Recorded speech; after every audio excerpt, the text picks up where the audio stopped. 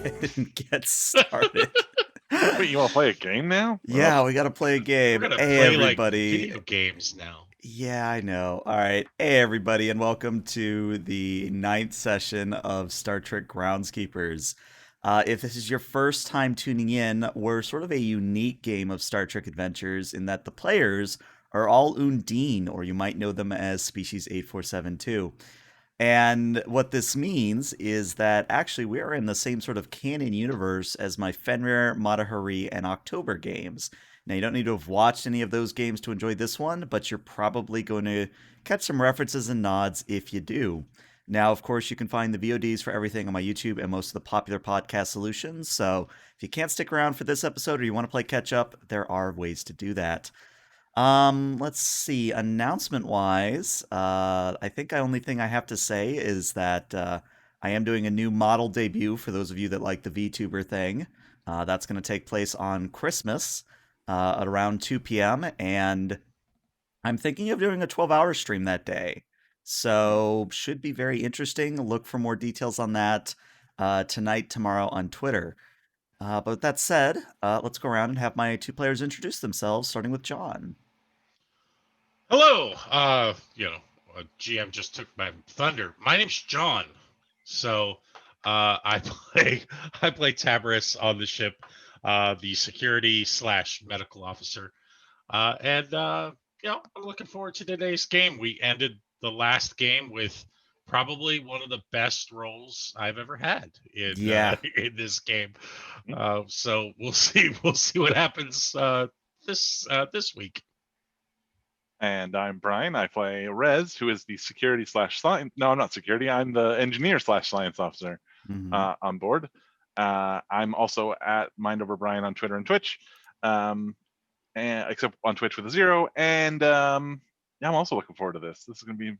We rolled really well last week, so I'm expecting today to go pretty bad, honestly. Well, it would be par for the course for you guys to just roll complications out of the gate. And yeah, I'm ELH, the Game Master, if you don't know who I am. And with that, let's go ahead and run our fancy intro.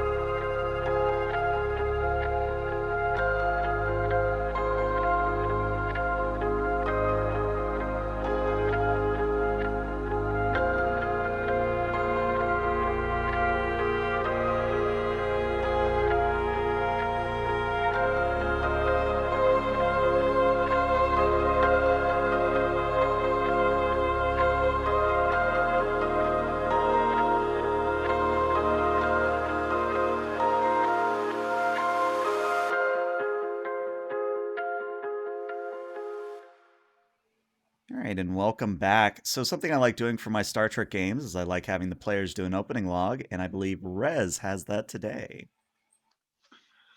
Co-Captain's Log, Cycle 21 Omega 5.3. We've recently received a high-priority transmission from Boothby himself, only the second we've received since we deployed. No mention of our previous missions, unfortunately, but Tabris and I assume that no news is good news. This most recent transmission details a request from Starfleet Command, though. It seems their research base in the Dran Uncos system has gone dark, and we just happen to be within a few days' travel. Much closer than the nearest Starfleet vessel, which is a few weeks away. Starfleet Command has asked that we secure their base, as the Voth have been spotted in the area, and if we can't secure it, we're to destroy it. I'm very excited to be trusted with such a serious situation, and I just hope Tabris, the Troust, and I can live up to the trust that Boothby has put in us. End log. All right. So I know I'm not the only one that heard it, but it sounded like you said "Cool Captain's Log." Oh. All right. So as we seem to do quite a bit here, we're gonna start with you all in the bridge of the Troust, and you're maybe a few minutes out from actually arriving in system. So you're going over a last few system checks and a last bit of banter before the mission actually begins. And Troust herself is going to start off by saying, "So, over under on us needing to blow up the base. I'm putting 3-1 odds on it." Oof. No, I'm confident that with Tabris's security expertise and my engineering knowledge, we should be able to secure it, no problem. I agree. I think we're going to be fine. Troust, do we have any more chicken? No, you actually ate the last of it 2 days ago. Oh, Why did you? It was actually pretty good at the end there. You know I can detect when you're lying, right? No, I actually mean it. Rez is the one that doesn't mean it. I didn't say anything. How can I not mean something I didn't say? I could feel your thoughts. Here's the thing, you probably could, but I wasn't thinking anything about the chicken at all. Well, I'm just saying that the chicken got much better as time went on. So And Troust, I just want to say that I appreciate that you just never gave up. Okay, I'm going to look past the fact that you just insulted my earlier chicken, and I'm going to be the bigger person here. It seems reasonable. Well, physically you are. You're not going to win brownie points that way, but I appreciate the effort. Speaking of, you know what, Troust? Did you lose weight? I don't think. Lord. Where did you even? You know what? I'm going to be the bigger person. Not going to ask, because that's concerning. And you see on the view screen as you guys drop out of transwarp, you see that the system itself, the Dran Anco system, fairly small system. It's just this little Class T brown dwarf star, and it only has the single planet in orbit where the research base is. But what you're noticing is that the brown dwarf star is unusually bright. And Troust says, "Well, that's not normal. I mean, normally brown dwarf like that is around 940 kelvins, but it's all the way up to like 1,200 kelvins, and it's shooting off a hell of a lot of X-ray radiation." Did Starfleet tell us what this research base was working on? Give me a reason and a command difficulty of 0. Just get you momentum, hopefully. Do I have any focuses? Technically, I have espionage and infiltration. Let me take a look at your sheet. Actually, yes, you would have one. All right. It's metallurgy. Whoa! Hey, 3 successes. Very nice. That starts you with 3 momentum. You do know that from what Boothby told you is that this research base was doing something with a stellar inversion drive. Now, you have no idea what that does, but it doesn't sound good. Especially now if the sun's acting weird. All right, well, Troust, let's run a quick scan. Let's see if we can detect any obvious reasons for the sun to be behaving oddly. All right. Let's see. So since you're starting with the star, that's going to be a reason science assisted by the ship's sensor science at a difficulty of 3. In which case, I will spend one of those momentum to get a 3rd dice. All right. I'm going to guess, though, that in this instance, I do not have an applicable focus. Nope, and the Troust has already rolled a complication. We're starting off strong. Up 2 complications. There we go. Yes. Here we are. Hey, we came as Groundskeepers. We're back. Welcome to Groundskeepers. So you go to scan, and what happens is Troust doesn't, sparks don't fly out of her consoles, but at the same time, there's definitely kind of this static and burnout effect at your nearby console, and Troust just goes, "Okay, so good news, you didn't burn out my entire sensor array. Bad news, that's a lot of X-ray radiation. Let's maybe not just scan wantonly now." Yeah, reasonable. All right, that sounds inherently reasonable. All right, well, let's try and synchronize the auxiliary thermal particle equalizer so we can maybe phase out some of those X-rays. For that, go ahead and roll me a control and an engineering, please. Difficulty of 2.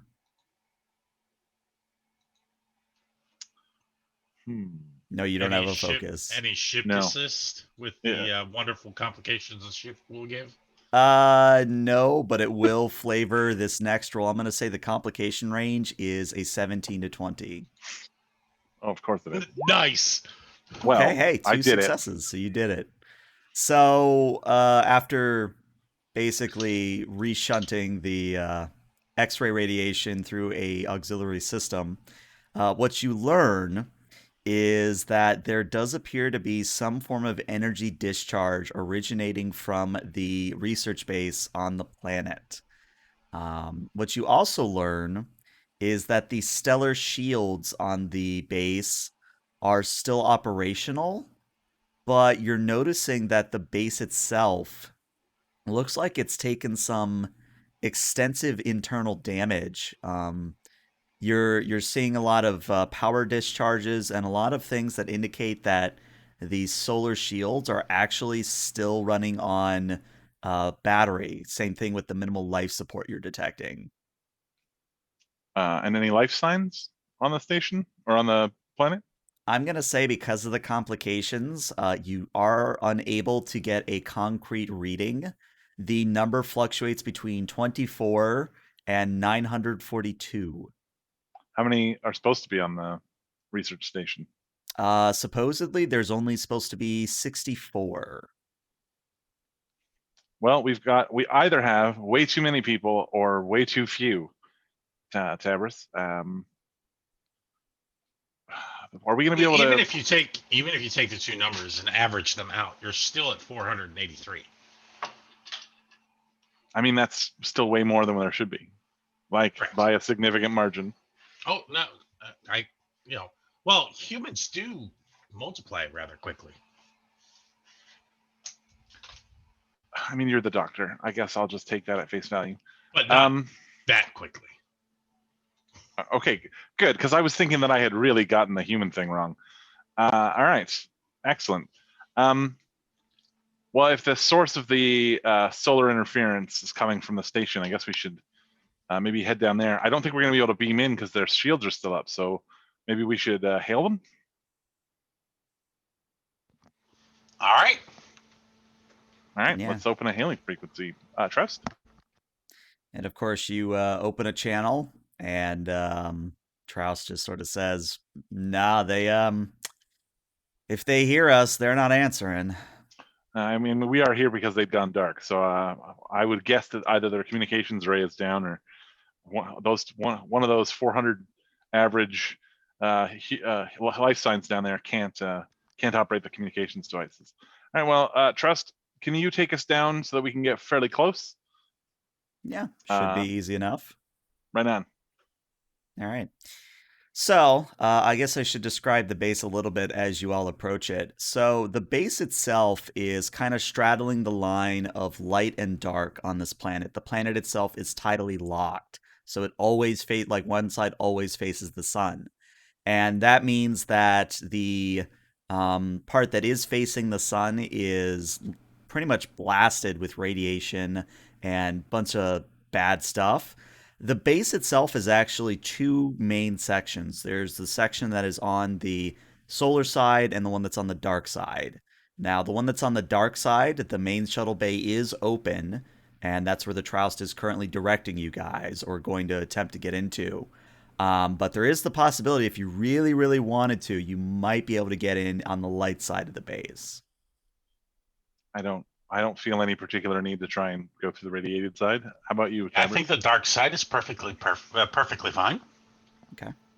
So one thing also I would mention is that if you do need to go between the two sides of the base, there is a tram that goes between the two. So there is a way to get from, one point to another point once you're in the base. Excellent. But as the Troust flies down, I am going to need somebody to roll me a control and a con at a difficulty of 3, assisted by the Troust engines con. That'll be me. I'll use inspiration. A momentum. Kind of like inspiration. Mm-hmm. Hey, the Troust gives you one. And you said control con? Control con, yep. Okay.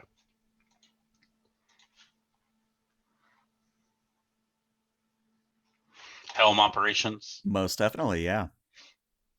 Okay. And let's just.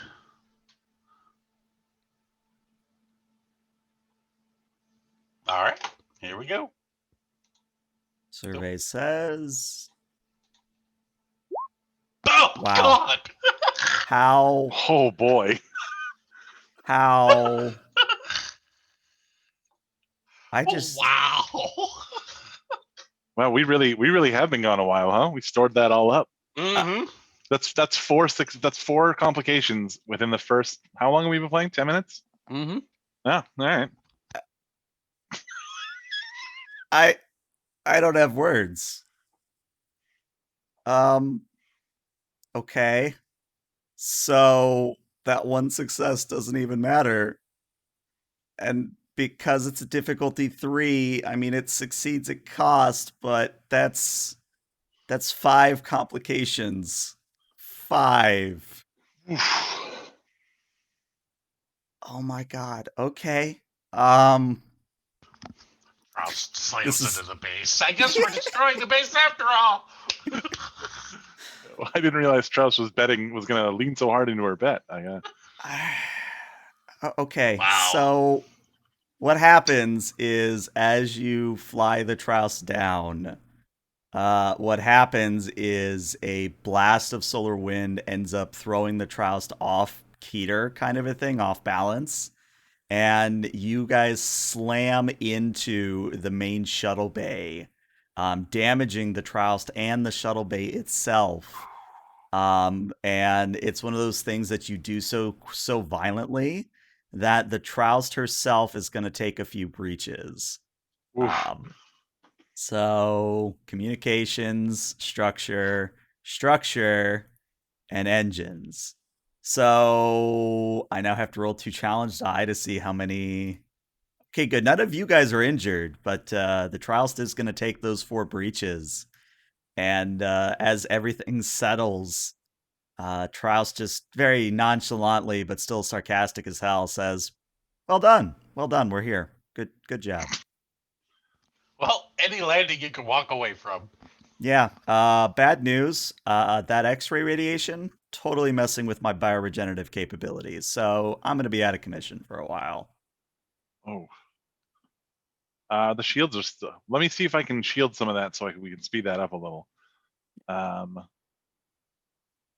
me run a quick check. If we synchronized the oscillating displacement generator, we might be able to phase some of that out and at least let you heal up. That should give you a radiation shield, just a multi-phasic radiation shield, hopefully. Well, could we investigate, doing that with the base's shielding? Oof, because it's stellar shielding, I don't want to mess with it so much. Besides which, I think we're better served if we're. It sounds like it's running on battery power, so we're better served letting Troust here be shielded from the radiation without trying to do too much to those base shields, because who knows how much power they're going to take before they go down just entirely. And I'm really sorry, Troust. I wasn't expecting the wind shear. No, it's fine. It's fine. Just that's my job. Fly you guys places, get injured. I like it. You know what? I actually like it. All right. You can tell well, she's not bitter at all. You're doing really great, Troust. We're gonna go investigate the station. I've remodulated the shield, so you should not maybe get as bad a sunburn as you might have otherwise. And That's just fine. let us know. Just go do the interesting stuff. I'll be here on my own. Listen, if we could, we would bring you, but you're hurt, and we don't want to stress you out or nothing. No, it's fine. Go ahead. Okay, we love you. Bye. And as you step out of the airlock, we're going to be in theater of the mind for just a little bit because only parts of the space actually have a map. But when you guys manage to step into the main shuttle bay, obviously there's fresh damage from what you just ran into it with. But there's also signs that there is some form of fighting has occurred here. You're seeing a bunch of phaser burns and scarring across what is the quote unquote undamaged portion of the shuttle bay. There's also several bodies. And what you're seeing is that when you go to flip one of the bodies over, it is a dead human, a dead ensign, and he has quite a grisly phaser burn to his face. Do the phaser burns look like they're hand phasers, or like was someone like flying a shuttle around in here shooting people? Why don't you go ahead and roll me a control or a, you know what, let's do a reason medicine here, difficulty of 2. Oof. You may be better I'll served. take that. Yeah. if you could scan these, Tabris, and tell me. Okay, here we go. Give this a try. I'll use our momentum. Okay. Good call. Yeah, for sure. And how many successes do I want? 2. Hey, you get your 2. Yay! So when you scan the body, Tabris, what you find Oh, is... and you get a threat. Ooh, nice.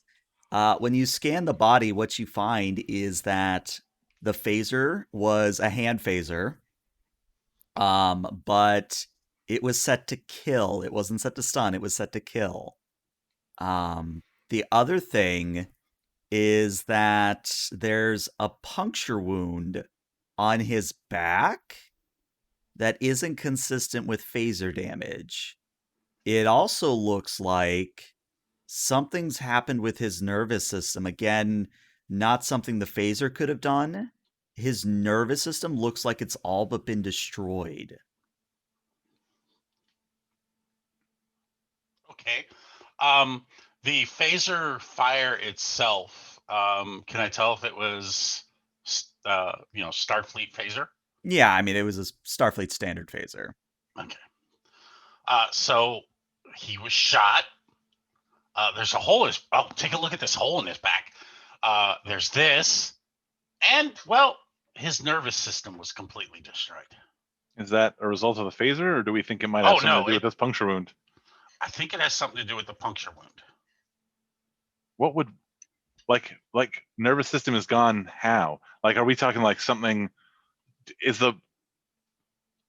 I mean, listen, I have a couple of theories. So, like, did something inject him with some sort of like acid that traveled along his nerve endings? Also, does that mean his brain is gone? Oh, that's... I checked for his brain. I mean, it's intact, but most of the neurons are burned out. It's like burned out. It's like a... Oof. It's just like a completely burned out old style incandescent light bulb. Can you listen? There are a couple of things I've heard of.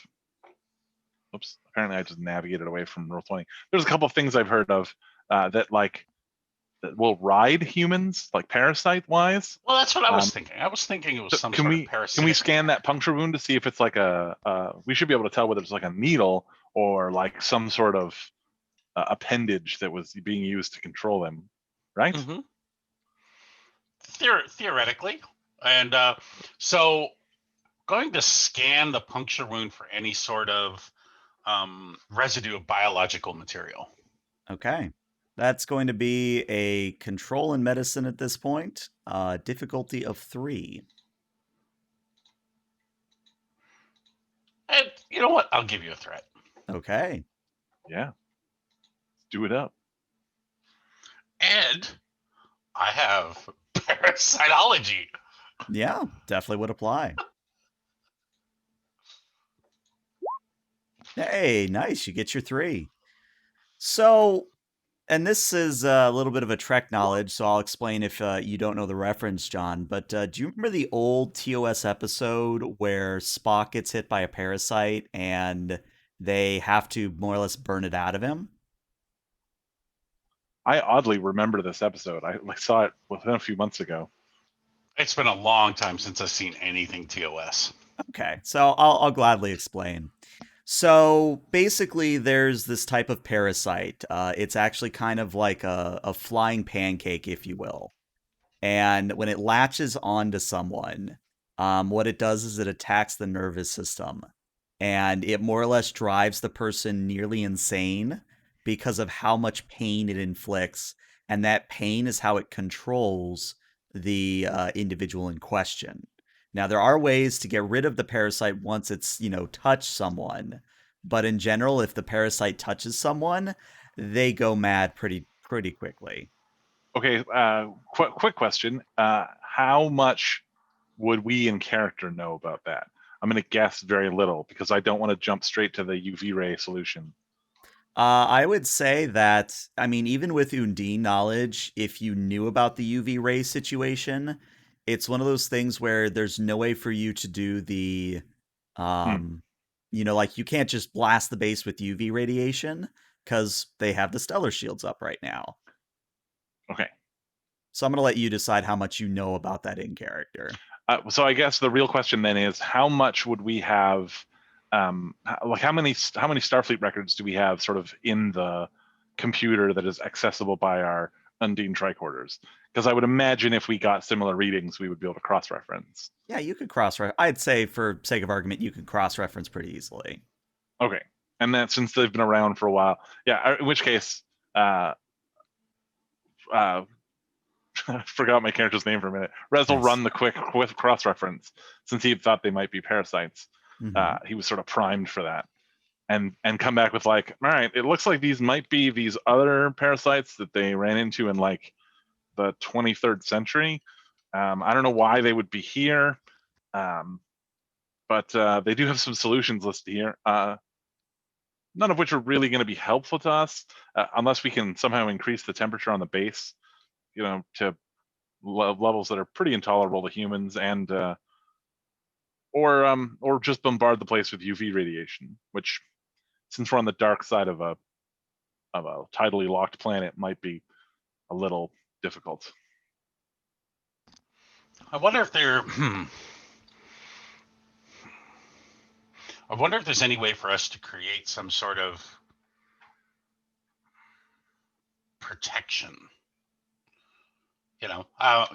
Parasites don't necessarily. There's a lot of parasites that will avoid certain scents or or flavors, so to speak.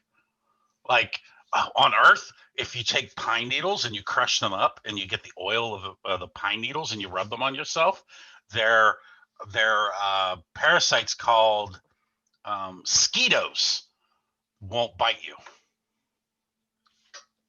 Okay, I'll look a few of those words up because I don't understand why there would be needles that you would have oil in them. That feels like a weird development. But it's a type of leaf, but it's a pointed leaf. Okay, there's so many things wrong with that, just right off the bat. However, I think we may want to get a sample of one of these, and if these are the same parasites, it looks like the Starfleet record shows them multiplying pretty quickly, so we should be able to find these kind of all over the place. They look like we might be able to find 900 of them. The reference in the tricorder is they look like pink flan. I don't know what that means.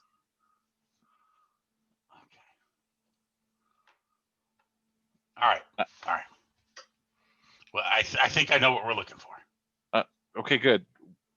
I mean, I know what pink is, but what's a flan? A flan? Yeah. A flan is a very unique eating utensil that humans used. So we're looking for like pink tools. Yeah. Okay. I'll keep that in mind. Oh, I love the little references that we do here. I love the little references. But yeah, as you guys step out of the shuttle bay, I actually have a map for us. And you guys are down here lower left. And apparently I need to put your tokens there. Shrink you down. Shrink you down. So yeah, as you step into the base proper, what you notice almost immediately is that the same damage that you saw in the shuttle bay, you're seeing here as well throughout the corridors. You're seeing more burned out bodies. You're seeing more signs that some sort of a firefight or fist fight or really just a fight in general has broken out here.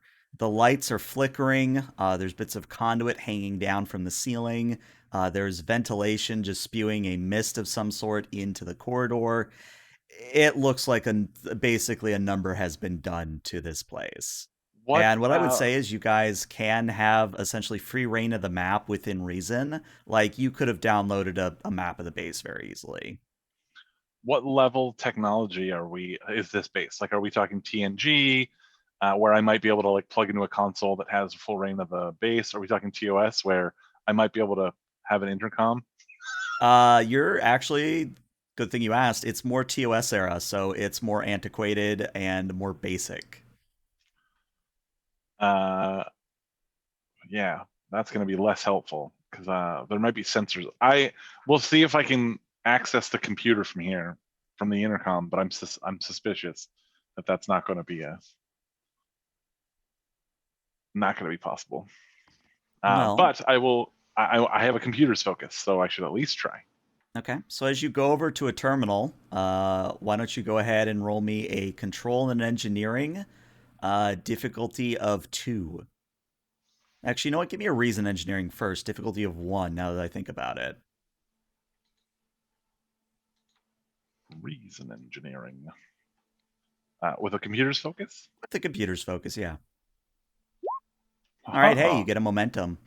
So I have good news and bad news. Which would you like first? Let's start with the bad news so I can finish happy. Okay. Bad news, because the station is running on battery power, the main computer and main power is offline. Mm-hmm. But the good news is you're not seeing signs that the main computer has been damaged. It's just offline. So if we headed to, I guess the main computer, though, would be on a different level. Mm-hmm. All right, well. Oh, I think we should do a sweep of this level. So in which case my counter suggestion is we head straight for astrometrics, because if there's a place where they're controlling whatever they're doing to the sun, that'll theoretically be it. And we probably want to shut that off pretty fast before whatever it's doing to the sun is irreversible. I agree. And Tabris is going to be, taking a very cautious progression toward astrometrics. He does have constantly watching. Okay. So as you start to move, Tabris, I would like you to roll me a insight and a security, please. This was going to be at a difficulty of 1, but since you have constantly watching, I believe that becomes a difficulty of 0. Or does it give you an extra die? I always forget, is it the difficulty lower or is lowers, it the extra die? It reduces the difficulty. Okay, yeah, then it's a difficulty of 0. Nice. Oh, look at that. Hey, 2 momentum, very nice. So yeah, Tabris, it's actually one of those things where you didn't need to be constantly watching, because even Rez is able to hear what sounds like banging and shouting coming in your direction. And when you kind of poke your head around this corner here, what you see is 2 scientists in Starfleet uniform. They're wielding sort of pipes and clubs, and they are just doing their damnedest to smash up the place. And for the moment, they haven't really noticed you, but one thing that you notice is that they still have terrible wounds on both their neck and their back. Sort of what you saw earlier with the dead guy in the shuttle bay. All right, we're gonna stun the bejesus out of them. Okay, so we will enter into initiative order, just in case something goes wrong. And we'll put you all in turn, or I'll help if I was on the right layer. There we go. All right, so yeah. Yeah, you were on the wrong layer when you said this corner, because you pinged on the GM layer. Ah. Yeah, that happens. Yay, roll 20. I assumed as much, because I was like, well, that's probably on a different layer. Yeah. All right. Well, the players do get to go first. So, Tabris, I'm guessing you're going first. Oh yeah, we're Okay. gonna shoot us. We're gonna shoot some scientists. Okay. Now, I have a very important question to ask you. What weapon are you using for this? Um, my Undine weapon. Okay. So, if memory serves, that has what? Vicious one and piercing one, if I remember Mm-hmm. correctly. All right. Yeah, that's going to be a control security difficulty of 2. All right, and I'm gonna use all 3 of these wonderful momentum thingies. Okay. And control security. Yep. 4 dice. Oh gosh, so cool. Oh, Hey, 4 and I'm successes. also like area effect because I wanted to shoot them both. Okay, so you would have to give me that's sort of the downside of the Undine weapons is you don't get charge, but if you give me the 2 momentum you just earned to do area, you can hit them both. Okay, I'll do that. All right. So you raise your weapon and fire, and the beam washes over the scientists. And just for giggles, go ahead and roll me your challenge die on that. I believe it would be for you 7 challenge die. Okay, yeah, that's more than enough. The beam hits the scientists, and they go limp. They're just stunned. They're not dead or super injured. They're just stunned for the moment.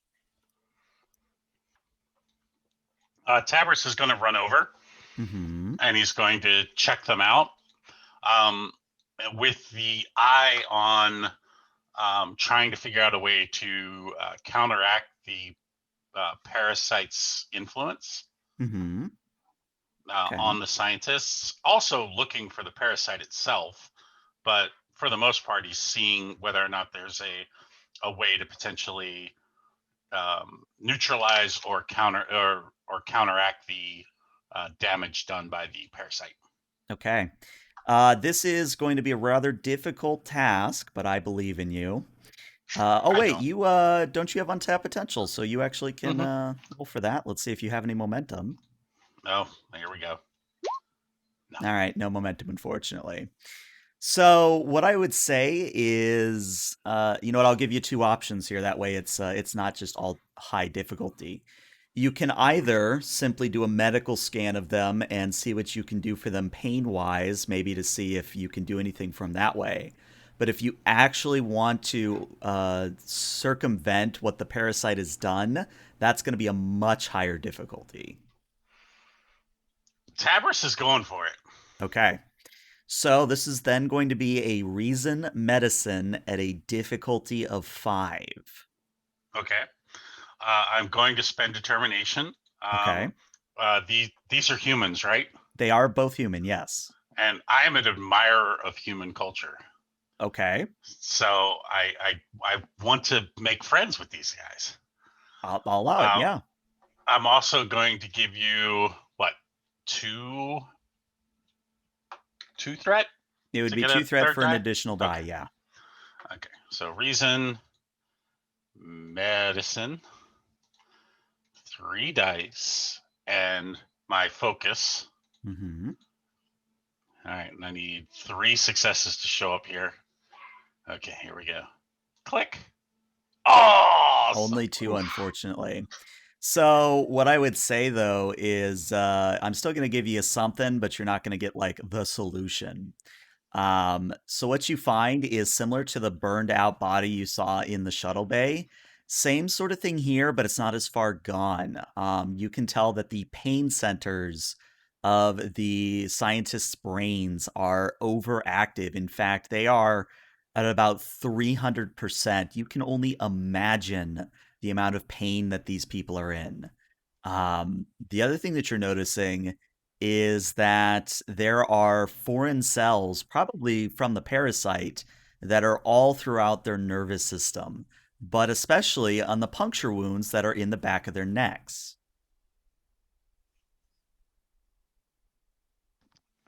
Okay, Tabris is going to try to sedate them, and we'll put them in the quarters here. Okay. And he has the he has the intention of coming back and assisting them later. Okay. So the quarters to your left, when you try to open the door. Real quick. Oh, yes, go ahead. Real quick. Quick study. Mhm. When attempting a task that will involve an unfamiliar medical procedure, or which is to treat an unfamiliar species, ignore any difficulty increases stemming from your unfamiliarity. Then in that case, you are able to succeed because that would Okay. bring it down to a difficulty of 4. So an idea occurs to you based on what you and Rez were able to find earlier. If you were able to modify your phaser to emit UV radiation, you might be able to burn out this parasite from the scientists. Now, that said, if you don't do it correctly, you could greatly harm the scientists. Okay. Tabris looks over at Rez all excited. I think I figured it out. Here, fix my phaser. Fix it to do what? To do the thing. Oh, sorry, I didn't tell you. No. So it fires UV radiation. What type of UV radiation? The UV radiation that you were talking about earlier that we would need to do to potentially saturate the base. Sure. All right. Well, I'll pull that up on my tricorder again and see what. So it turns out that in the 23rd century, captains didn't put a lot of scientific variables in their logs. So it says UV radiation, but that could be a lot. Like that's a pretty broad band of radiation. I believe in you, Rez. Okay. Yeah, that's not terrifying at all. I would really prefer that you maybe you scanned one of these things first before I guessed at a UV radiation, especially given that I'm not really a doctor. So how much of their body is the influence in? All of it.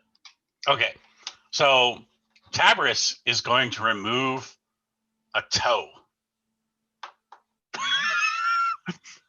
I mean, I'm going to let it happen, but I need to know. From one of the scientists, and basically he's going to say, we can experiment on the toe. And if it destroys the influence, we know we can use it on the body. Well, listen, we kind of have like a 1 in 3 chance here because there's UVA, UVB, and UVC. He's got 10 of these things. All right. I mean, all right. I mean, it depends. It could even need to be like closer than that. Like, all right. Well, you know what? Let's start right in the middle. Let's do some UVB. I'm going to put it at like 290 nanometer wavelength, and then, we'll see if this works. All right. So Rez, I need you to give me a daring and an engineering here. Difficulty of 4. And we are thoroughly out of. Well, I mean, it wouldn't be Groundskeepers if you had momentum. So if we had any momentum, I'm going to spend my determination tapping the technology keeps us alive value. That it does. Very fitting value. Mm-hmm. In this particular instance. Except it should be technology keeps them alive. Yeah. And I'll take the 2 successes. It was and I'll give you the 2 threat to get a 3rd dice to roll. Okay. Meanwhile, a board cube appears. Yeah. Survival is a focus, maybe? Nah, this is pure engineering, unfortunately. Oh, yeah. I don't really have anything that's. No. Hey, yes, that's 4. Yes, that's 4. So, what happens is you modulate your weapon to fire a UV burst, a UVB burst. And since you did experiment on the toe first, you find that, yes, the toe, while detached, is no longer under the influence of the parasite now. All right, Tabris is going to shoot a scientist. Okay. So what I'm going to say is I'm actually going to spend some of my threat here that the complication is that your weapons no longer deal damage.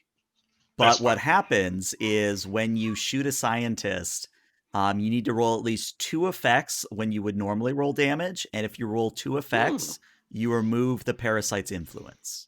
I like it. Okay, so I have a question, more like a point of order question.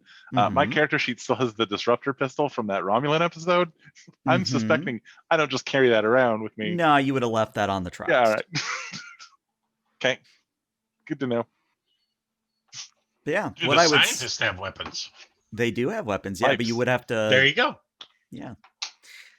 So, as if I understand where you're going with this, do you phase the scientists to get rid of the influence? Do you just storm in the quarters and come back and do that later? What's I'm the going to play here? shoot. I'm going to shoot the scientist to try to defeat the influence, Okay. and then we're going to put them in the quarters. Okay. So go ahead and just roll me. And I'm shooting the one without a toe first. I figured. Go ahead and roll me your 7 challenge die here. Again, we're just looking for effects here. Okay. Okay, you get the Hey, GD. look at that. So you shoot the scientist with the UV burst, and unlike when you normally fire the weapon when it's an actual like beam of energy, it's almost like a flash of light, like a flash of very bright light. And what you notice is immediately the scientist you hit with this, his body noticeably relaxes. Like his muscles were all tensed before; they were otherwise, sweating and palpitating. All of that stops. They relax, they take a few shuddering breaths, and then their breathing becomes much more normal as if they were sedated. Rez, you're a genius. I mean, it was really all you, but I mean, I did do some good modifications to that. It's amazing.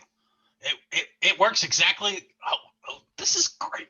Oh, we need to send the schematics to this to Starfleet, and then he aims and fires the other scientist. All right, roll me another 7 challenge die, please. Oh. All right, so unfortunately, when you use it on this scientist, and what I'm going to say is you can only shoot the scientist twice. Let's institute that rule.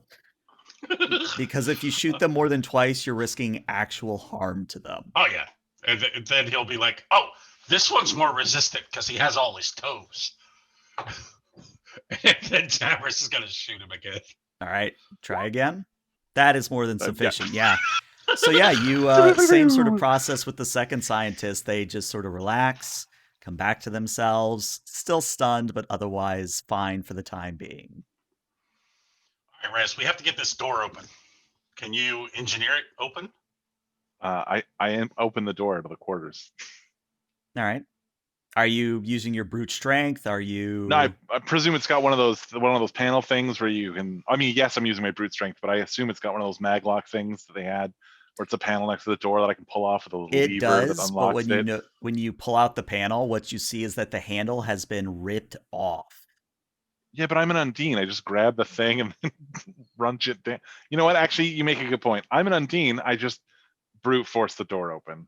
I mean, either way, because it would be the equivalent of like grabbing onto like a hex nut and just sort of wrenching it with your wrist. So yeah, either way, I need you to give me a very simple control or a fitness and security here. Difficulty of 0.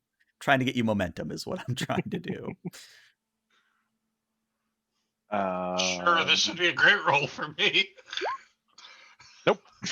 Well, So- you I just still got it do it, open. but no momentum. Yeah. No So complications. yeah, that's the key thing. There's no complications. So you get your hands between the crease and you just wrench it open barely. One was really close. Yeah, one was super close. When you get the door open, what you see inside actually. The reason we have Rez opening the door is because Tabris has the modified pistol ready. I got you. When you open the door to these quarters, what you see is actually that there is no sign of a struggle in here. But when you sort of get into the door and you sort of look why it's been jammed, it's very obvious that someone deliberately tried to physically jam the door on the internal side of the door. Basically, someone tried to push beds and chairs and then manually jam the door from the inside. What you're also seeing is that the lockers in the room are all open and the contents strewn about the quarters. It looks like someone was digging through them trying to find something. But of note, there are no bodies, there are no parasites, there are no indications of life in this room. Is there any other exit that we can see? Because otherwise, how did they get out of here? Why don't you roll me a insight and a security? Tell you what, you can both roll this, but one of you is assisting. This would be an I'll insight take the lead. security, Yeah, I should and assist. let's say a difficulty of 2 on this one. I would like to argue that espionage would help me here because I would have I'll give it to you. good observe. Well, that doesn't matter. All right, hey, but you get 2 successes, I which have gets you. observation. Yeah, so you get 1 momentum off that. Tabris, you know exactly why there's not a body in here, because in the remnants of whatever's in the locker, you find a burned out phaser. It was set to maximum. Oh, that's unfortunate. Well, that's not good. We'll put the bodies on the bed. Okay. The scientists that we have, and just in case they wake up, we're going to put a note on the door that says, "We'll be back soon to help you more. Stay here." I just have a question. Where are you finding notes to put on door? Like, do you sticky notes, pads? No, there's a bloody toe. I'm gonna Oh my journal. God. Oh God. Oh my God. Man, this you know what? I there's so much I still need to learn about human medicine. I just I thought you don't even offer to reattach it. You're just like, let's just write with it. Let's just, All right, as macabre as that is, I'm going to let it happen because I do find it funny on a certain sense. So you write the message. Rez, humans are known for finger sandwiches. Oh. I have never heard of toe sandwiches, but they do make finger sandwiches. Which is weird because you would think that they would want to keep most of their fingers because I thought that was what separated them from the primates on their planet. But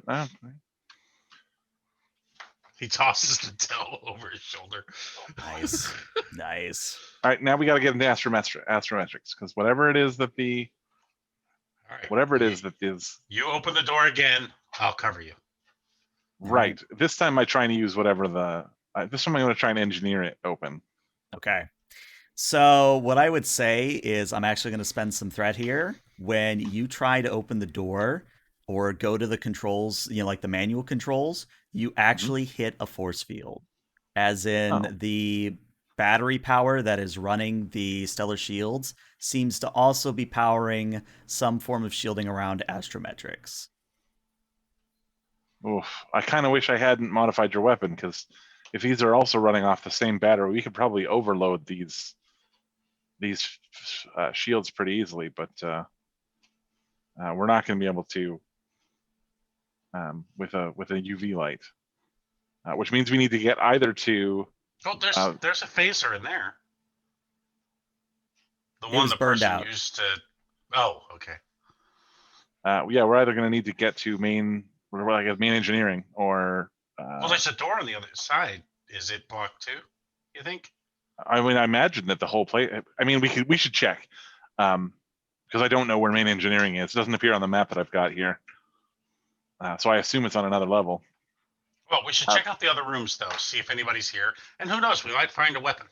But again, I feel like our main concern should be stopping whatever it is that's affecting the sun, because if we don't stop the sun from exploding or doing whatever it's doing, everyone here is going to die whether we find them in those rooms or not. True.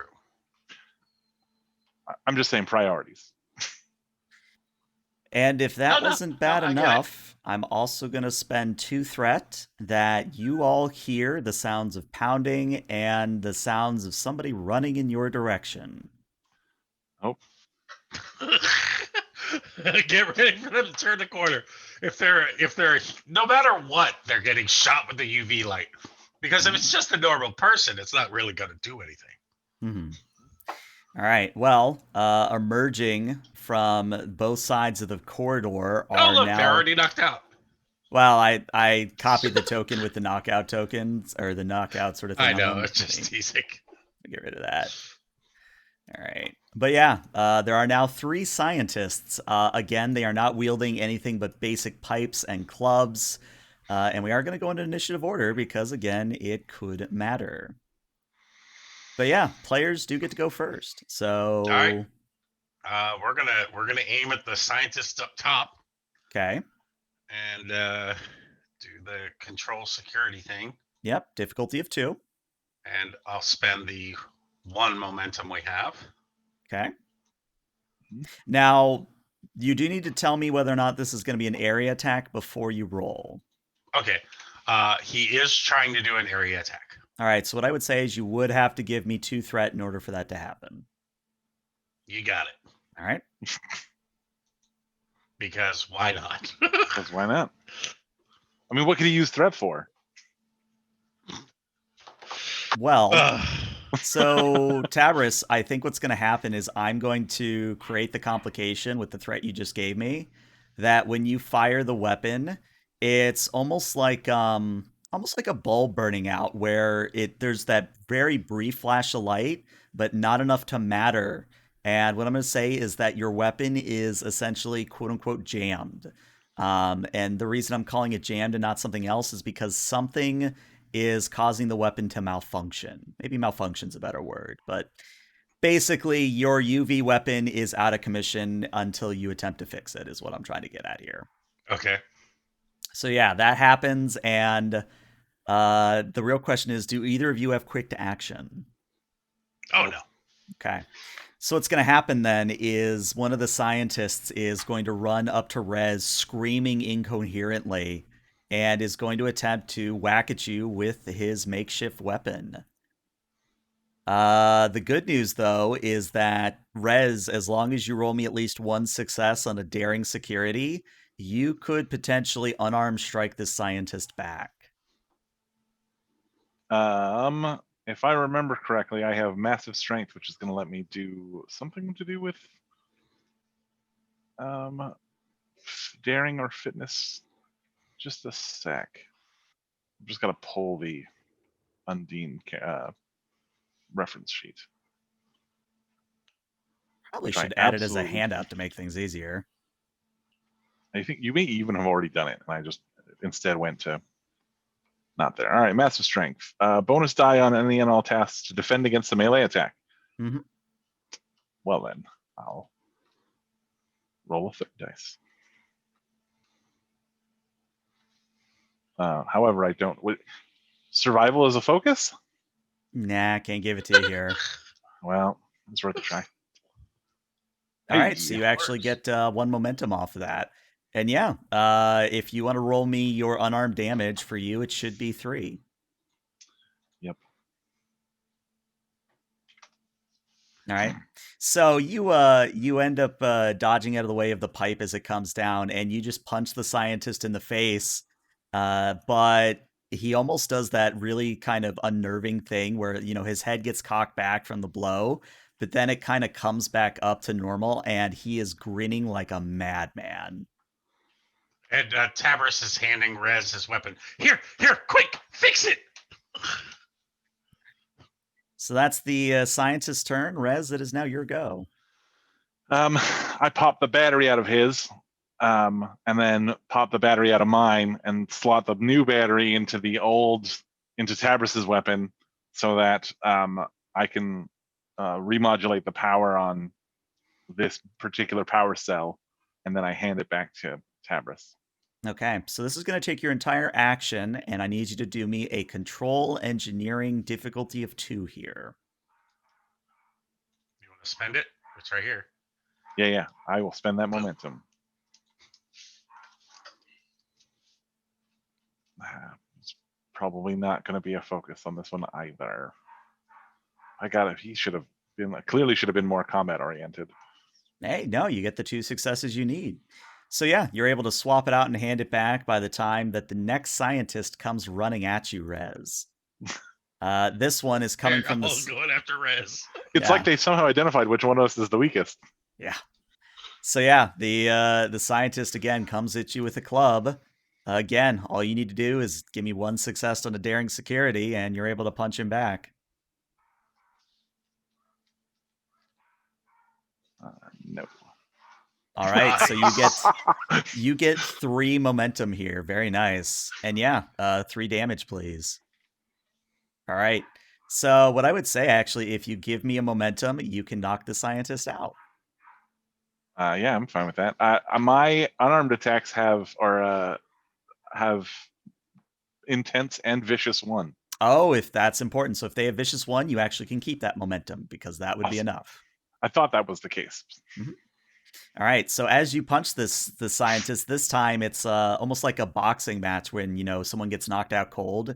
You just return the punch and they go sprawling to the floor, limp and unconscious. All right.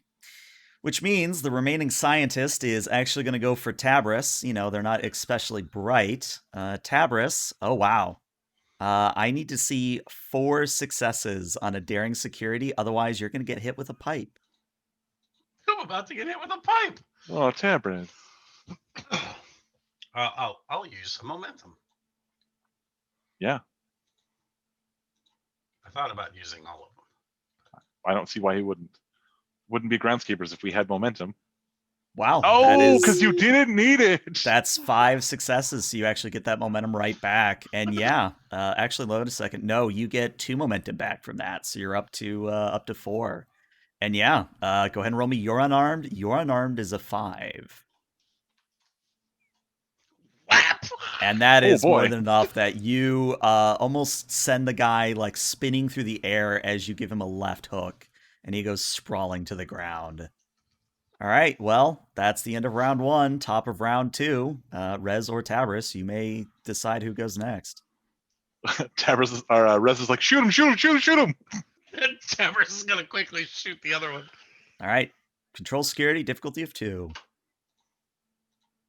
I'll use a momentum. Okay.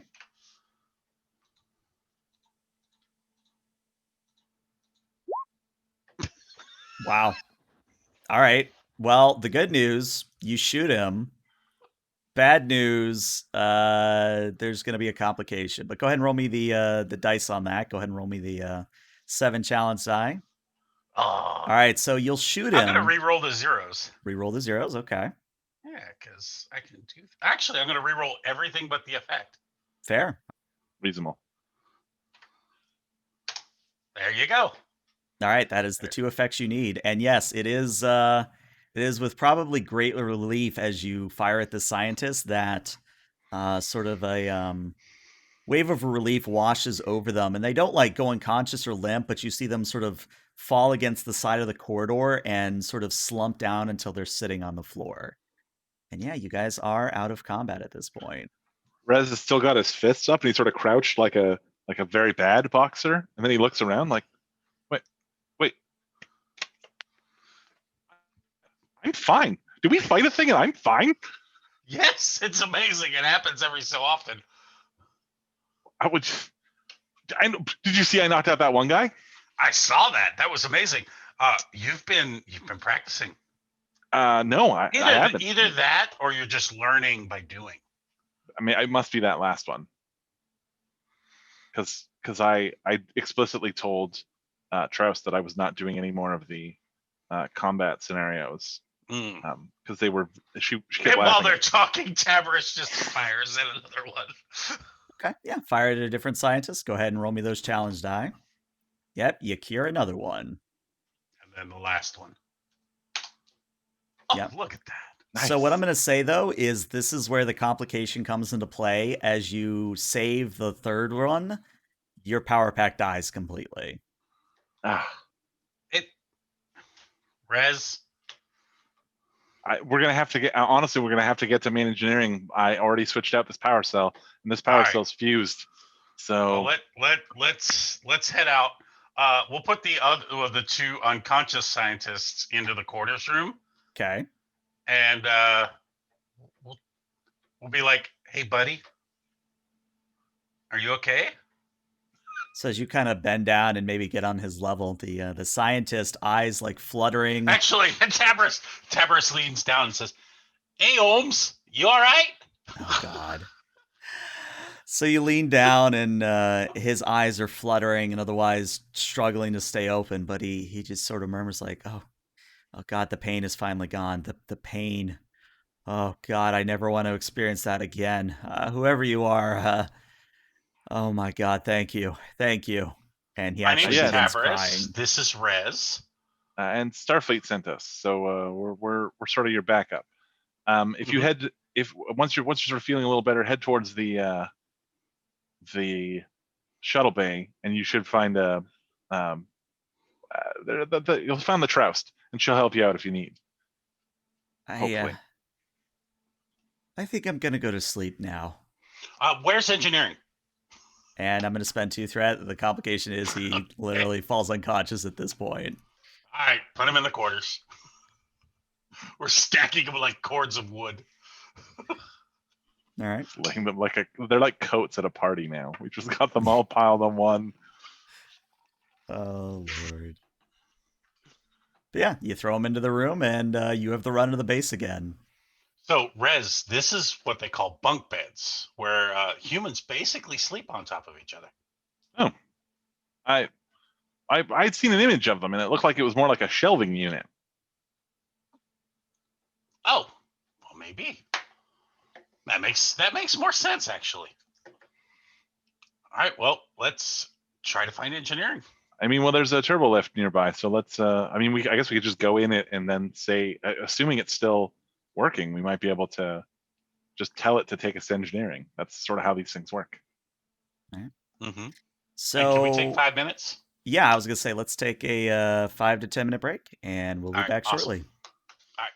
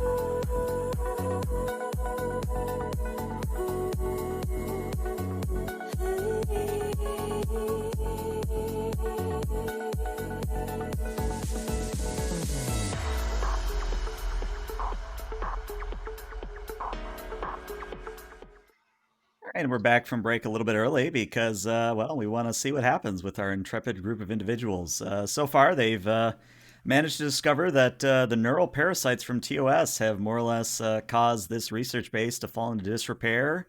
And if that wasn't bad enough, apparently something at the research base is messing with the sun, which, if not dealt with quickly, could cause a system-wide collapse, as it were. But we resume our little adventure with Towers and Rez stepping up to the lift that hopefully leads to the rest of the base. However, I'm going to spend 2 threat to make the complication that not only is the lift not powered, but it also is on the floor above you, meaning that you cannot go to the floor above you because the lift is blocking your way. And that does mean that you can only access this floor and the floors below it. Huh. Well, I mean, engineering's usually in the bottom of the ships. Maybe it's in the bottom of the base.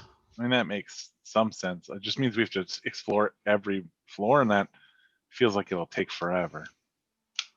Yeah.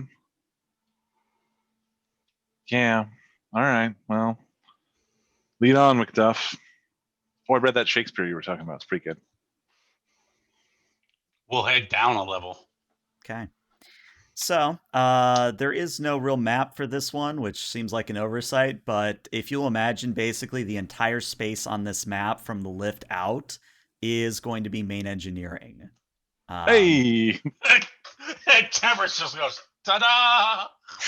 But there is a problem with engineering, specifically that when you get sort of that crossroads where your tokens are now, when you would like get into the doors into main engineering, you can tell that there are emergency bulkheads here sealing off all access points. And you're seeing that the emergency power does appear to be active to the terminal to the left of the door. All right, I go and take a look and see what's. I just want a status readout. What's going on? Why is power down? Why are the bulkheads in place?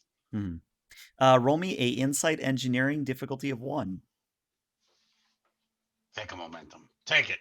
Yeah. I will spend a momentum. I give it to you willingly. Still 0 focuses. Man, this guy is. I don't know what I was building him for. All right. Well, 3 successes means you get 2 momentum right back. Yes. It's actually interesting why the bulkheads are closed, because there's stellar gas inside the engineering bay, which, now that you're looking at the stellar gas, apparently the stellar inversion drive is collecting the gas, and normally it would be stored in main engineering, but apparently the drive has been running at maximum because the tank holding the gas has ruptured. Oh, trust humans to try and test an engine on a planet. Why would you not put this on? Tabris, there are like 6 better ways they could have done this. This makes me so sad. It's okay, Rez. We're not here. Those that live in purple houses shouldn't throw spaghetti. Yeah, I don't know what that means, but I assume it's a human saying. Most of your sayings are. And it makes about as much sense as this engine setup. All right. Do I have access to the power systems from this console, or is it like, can I shut down power to the stellar inversion engine? No, but you can attempt to get the emergency bulkheads to withdraw so that you can get into engineering. All right, let's do that then. All right. This is going to be a fitness and an engineering for you, difficulty of 2. Look, there's a momentum for you. All right, You want all 3? No. Okay. No. All right, Tabris, here's what I'm trying to do. I'm going to try and get this door open so we can get in there and get access straight at that stellar inversion engine. What that means, though, is that we're going to have to dive pretty much straight into that stellar gas. So be ready, because we probably don't want to spend a lot of time in there, or these frail human shells are going to be pretty cooked. All right. Hey, that's 4 successes, so you're actually going to get 2 momentum off of that. Yeah, you can get rid of the bulkheads and you have access to engineering. But what I would tell you is that the moment you open the doors, other bulkheads are going to immediately shut down to prevent the gas from leaving this level, which means once you go Mm-hmm. inside, you either have to fix the problem or you're stuck in there. Or we're stuck. Yeah. All right. Well, off we go into the stellar gas-filled engineering to try and shut down this. Oh man, who designed this? Don't worry about it. Like I said, we shouldn't be judging them. We're here to help. But I mean, this is basic engineering. If you have a collection subroutine and you don't put a cap on it if it exceeds or anyway, I'm just saying. Ugh. Anyway, all right, I head towards the stellar inversion engine and try and deactivate it. Okay. So when you step into main engineering, it's almost like actually, it's not unlike fluidic space where the amount of gas and the amount of bad juju in the air is almost like walking through soup. Now, obviously, your human forms are not well suited for this, but as you sort of wade through the soup of sorts, what you notice is that the reactor is only powering the night side of the base. It seems the day side of the base, where the inversion engine is on its own separate system. However, what you also notice is that the trams that go between the two sides of the base are powered by this reactor. So if you are able to get this reactor working again, you can potentially get to the day side of the base very easily. Excellent. All right. Yeah. So first I want to vent the solar radiation. Actually, what I should do is flip over into my Undine form because I'm going to need the extra. If it's like wading through soup, I need the extra leg for support. And then, I'll head over and try and vent the solar gases while trying to restart the fusion reactors. All right. So what I would say is that you can't actually do the purging until you get the reactor back up and running. Okay. But getting the reactor running is kind of a gated challenge. What this means is that every attempt that you guys make at repairing the damage is going to take an interval of time, actually 2 intervals of time. And if you get to 8 or more intervals, even in your Undine form, you will begin taking stress damage. So essentially, you have 4 attempts here to get everything running and purged before you start taking damage. Okay. But yeah, first thing you need to do is you need to more or less either bypass or seal the ruptured tank that was containing the stellar gases. And that's going to be a daring engineering at a difficulty of 3. And of course, Tavris may assist on this if he tells me how. Let's see. Tabris is going to basically, physically try to move any of the vents or anything that really needs to be located differently. Okay. Yeah. And you may assist with your own daring engineering there, Tavris. Okay. I will spend the momentum for a third dice.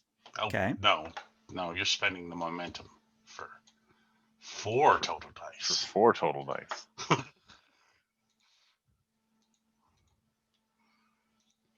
Can I apply my survival focus now? Because if I don't do this fast, I'll die.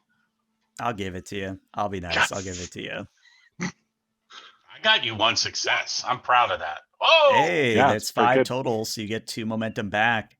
And yeah, what happens is you're able to bypass the tank and more or less stop the feed coming in from the inversion drive. So that's problem 1 down. So you're out of 2 out of 8 intervals. You now have to get the reactor primed and ready to run. And that's actually pretty easy. That's just a control engineering difficulty of 2. It just really takes time. I will spend another momentum for the third dice. Mm-hmm. This time I'm pretty sure I don't get a focus. They don't have any power system focuses.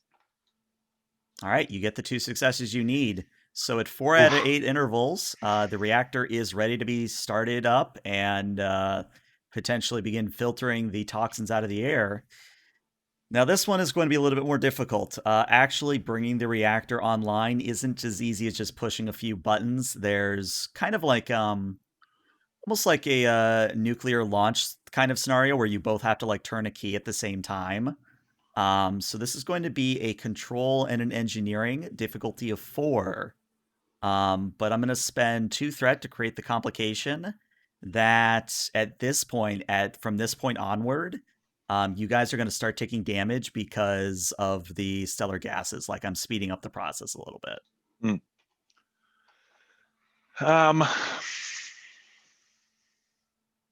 Well,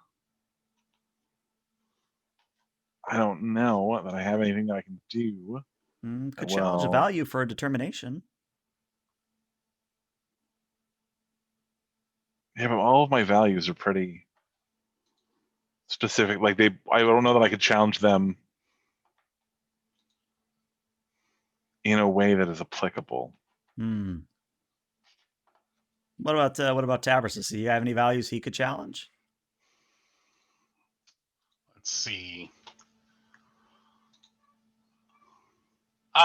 We're kind of just trying to do this quickly.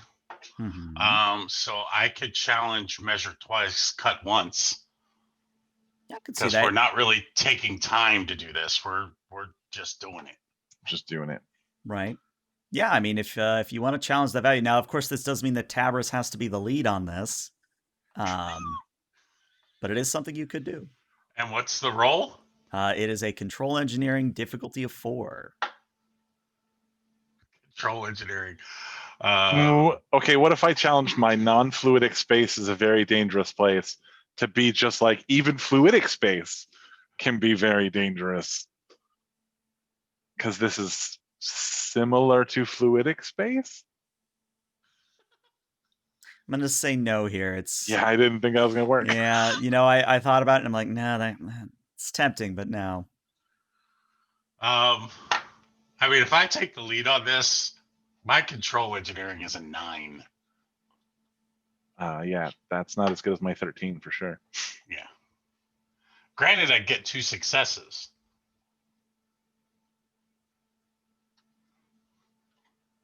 We need 4, and even with 1, even if I'd still have to. Oof. I mean, let's risk it. What the heck?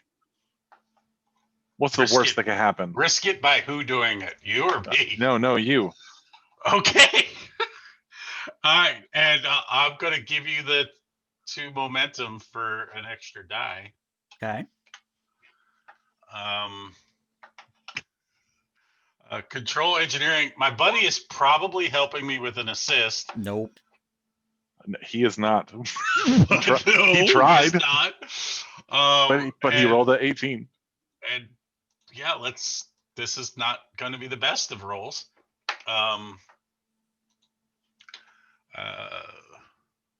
In before like straight ones, just. I have no.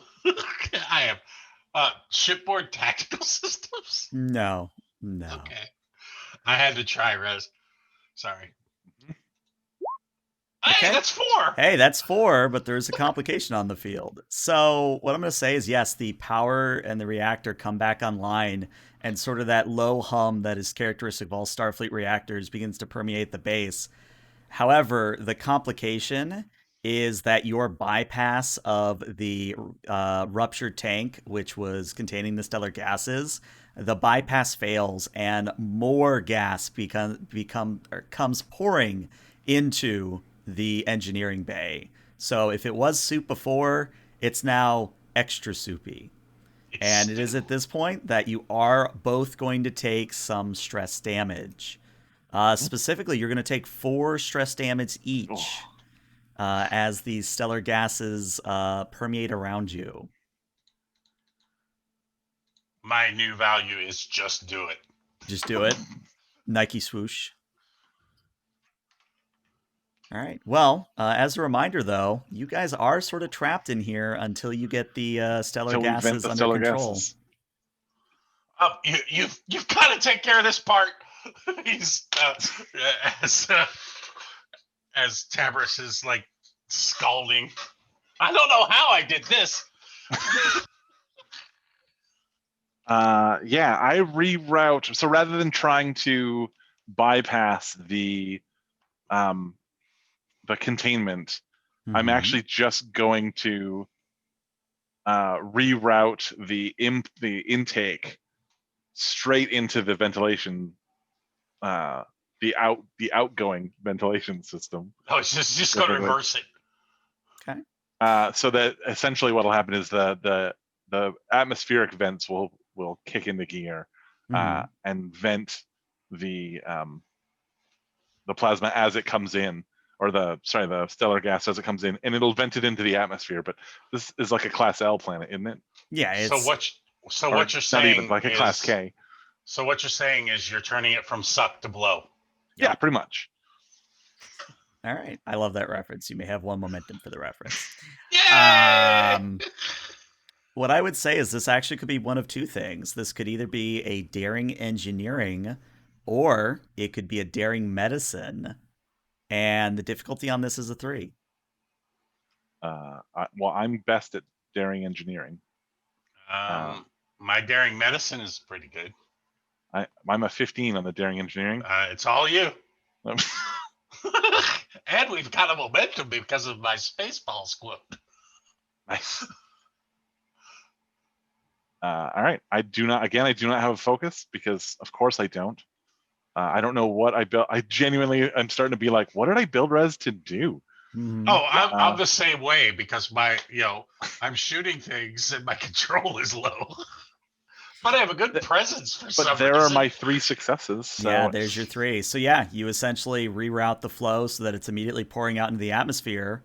And before you take any more damage, the engineering bay clears out, and you're no longer waiting in stellar gases themselves. Tabris gives Rez a hug. That was great.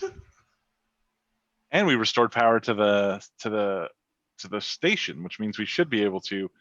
Actually, in which case, Rez is going to check immediately to see if if we can overload the lighting panels in the station and have the whole place emit the UV radiation that would cleanse anybody in the station on this side with the appropriate UV radiation. Now, what I would like a one-time burst. What I would say is this would be a difficult task, but it is possible. All right, Tabris, here's the thing. I might be able to rig the lights in the system to blow one big UV blast, which would clear anybody great. who's. I mean, it would make exploration of this side a lot easier anyway. We'll still need to take the tram over and check out what's going on the other side, but this should theoretically be possible. Okay. So I'll try it. Let's do it. Okay. Well, nothing ventured, nothing gained. So this is going to be a daring engineering difficulty of 5. Cool. I'll do my best to help. Cool. I'm actually going to challenge my I have the knowledge of the gods value. Okay.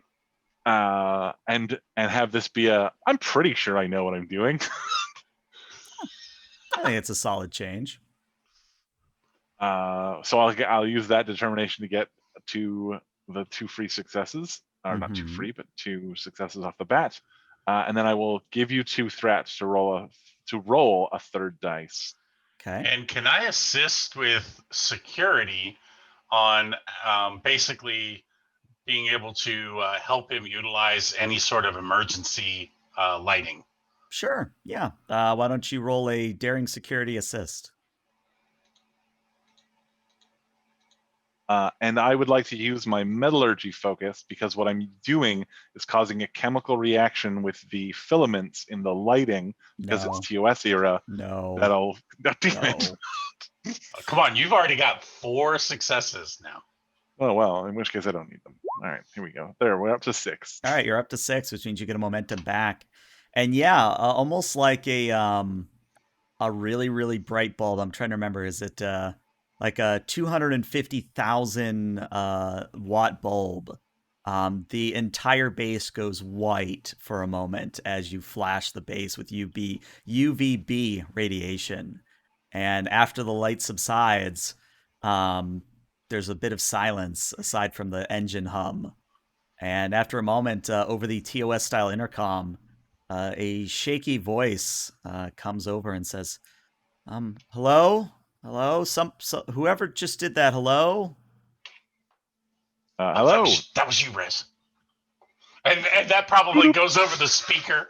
You know, Rez is like, hello, and I'm like, oh, that was you, Rez. Now these are TOS error. We got to press the button on the wall. Okay. Hello? Hi. This is Senior Stellar Researcher Amelia. Whatever you did, it got rid of them. Yeah, well, this is Co-Captain Rez. I've got Co-Captain Tabris here. We're with the Groundskeepers. Yeah, we just did a UV pulse, but it'll only have worked on this side. We'll still need to go to the day side research station to fully cleanse the place. However, whatever you're doing to the sun, can you stop?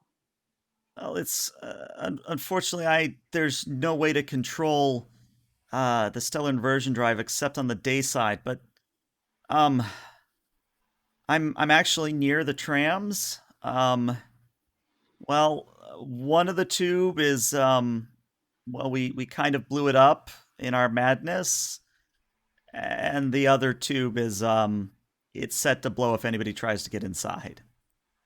Oh. Amelia, can you shut that down? I wish I could. I don't have any experience diffusing bombs. Rez takes his thumb off the intercom button. Mm-hmm. Tabris, do you think you can? I can defuse a definitely bomb? try. All right. So here's my question: with your, all your years of experience with bombs, when you say definitely try, is the failure on that side you blowing up? Depending on how big the bomb is. All right. Let's do it. We need to help them out. All right, Amelia, we're on our way up to you. I have a quick question. How many of you are there at this point? I mean, hard to say. I think there's maybe about 20 of us left, not including Vital, who's probably on the day side. All right. Well, I'm gonna recommend that there's also 5 of you in the quarters near the entrance to the shuttle bay that we put there. They're all unconscious though. It'll be fine. Hey, gather everybody together. Head to the shuttle bay because you can get on our ship for a minute. I'm gonna shut down your shields, so you're not gonna want to be in the unshielded part anymore. Why are you shutting down the shields? Well, because that's a good question. Why am I shutting down the shields? Tabris is looking at him like, "Why are you shutting down the shields?" Oh, you're right. Because I don't want to have to access the trams. I want to beam over. And I'm going to use my ship to do it. And I want to try and beam through the shields on the other side. I mean, okay, that's not what I would do. What would you do? Yeah. I honestly don't know. I just said that because it sounds crazy. Rez, I think I can do the bomb. Yeah, but if you can't, and then the bomb is, but you don't explode, we're still going to need to get over there. So right. I may need to shut the shields down. Yeah, so we can cross that bridge when we get to it. Yeah, but if they're already at the Troust, then well, we can go ahead. If I shut the shields down, I don't have to wait for them. I completely agree. Right, and Rez has his finger on the button this whole time. Nice. Mm-hmm. Okay, Amelia, stick with the move, gathering all the survivors and heading to our ship plan. Now, just in case we shut the shields down, I'll let you know, but the Troust will let you know. You'll know what I mean when you get there. Oh, okay. Amelia out.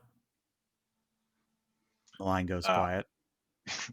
Rez takes his thumb off the intercom, and then I'll shoot a quick telepathic message to the Trouse, being like, "Hey, we're sending survivors your way.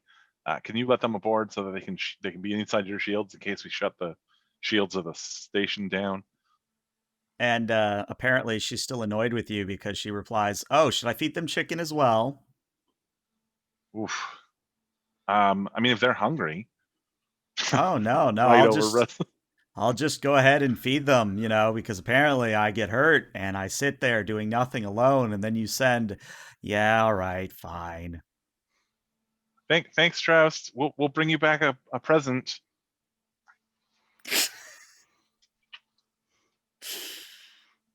Tavris, we need to pick something up for Troust before we leave. No, I completely agree. All right. By this point, would we have recovered our stress? Yeah, at this point you would have recovered your stress. Okay. All right. Well, let's head to the trams. Mm-hmm. All right. Oh, hey, do the lifts have power now? Oh, they do, yeah. Yes. All right. So, one quick elevator ride later, you guys emerge into sort of the annex that is before each of the tram tubes. The first tube, the tube on the left, is easily recognizable as being out of commission. It does look like some form of an explosion, more or less sealed up the area pretty well. The right side of the tube, or the second tube, looks innocuous, but if what Amelia said is true, the bomb is set to blow the moment that door opens. All right. All right, well, So I use my tricorder to scan for the bomb, and then if I find it, more importantly, I try and access its controls so that we don't have to go through the door to do so. Okay. Go ahead and roll me a insight in engineering difficulty of 1. do you want to use our momentum? Sure, what the heck. Okay. So would a computer's focus work here? Because I'm essentially trying to interface with a computer at the other end. I'll give it to you, sure. All right. All right. Hey, that's the one success you need. So, good news, bad news. Which would you like? I mean, as always, let's start with the bad news so I can finish out. All right. The bad news is that not only are you detecting the bomb on the other side, but you're also detecting that there's some sort of a fire or some form of stellar gas that's collecting on the other side and is ramping up the temperature rapidly. Oh, boy. In fact, if you were to do sort of like a hand wave near the door, not to open it, but if you do a hand wave near the door, you can feel the heat coming from the door. It's that intense. The good news, though, is that if you are able to get the fire suppression systems online, you might be able to just vent the tube into space and take the bomb with it. Oh, well. You can do this, Rez. Yeah. All right. Let's. Yeah. It looks like if I just get this fire suppression system back online, we may be able to vent our heat and a bomb problem all at once. Mm-hmm.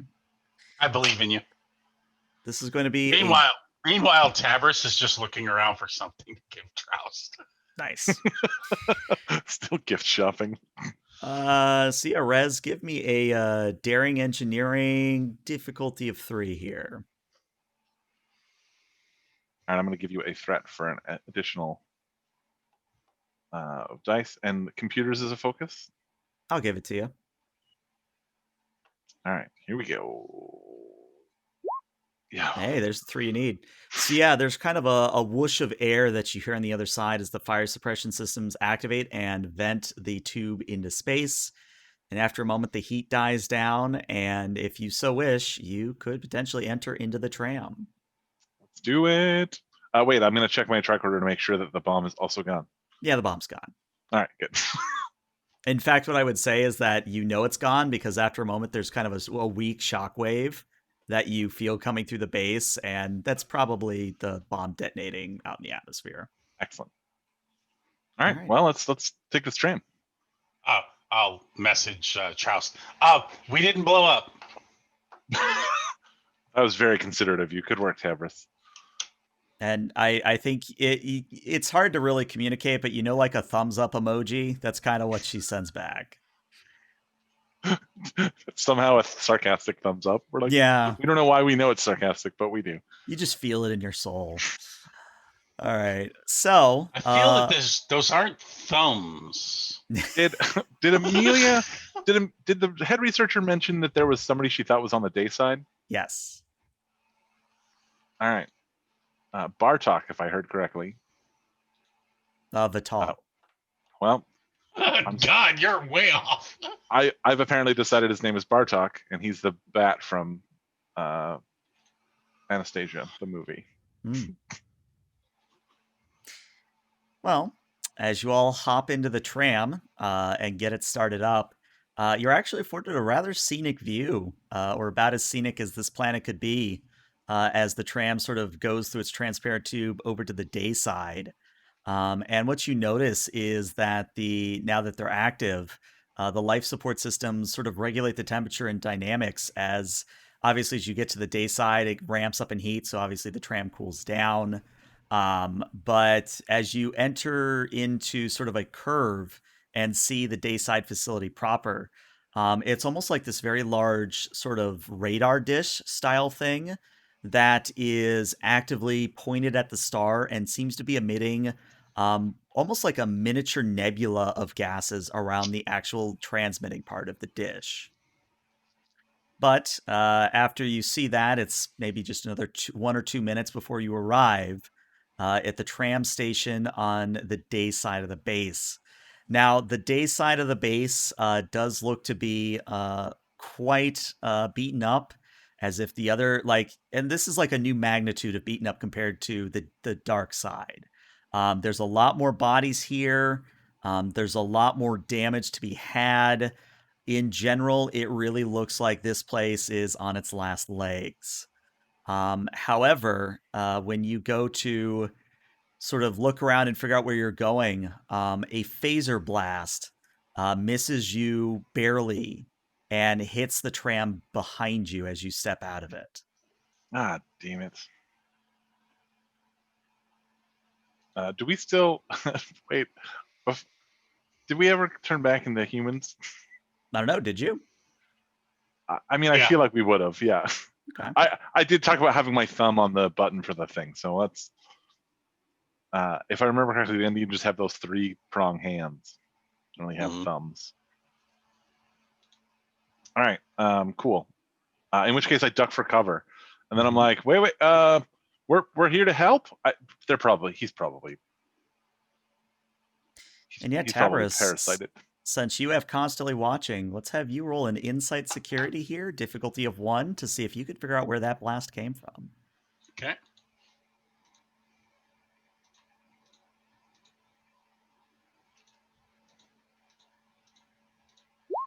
Oh, God. All right. So what I'm going to say is this will succeed at cost, so I'll take the 2 threat. When you poke your head out, Tavros, what you see is a male Vulcan, and he is absolutely covered in those neural parasites. His face is visible, but pretty much every inch of skin that is not his face is covered in these sort of blistery, like flan, as you put it, these flan-shaped, pancake-shaped creatures that almost are like giant amoeba. You also notice that he has the Vulcan axe, the Lurpa. And he's got that in one hand and a phaser in another.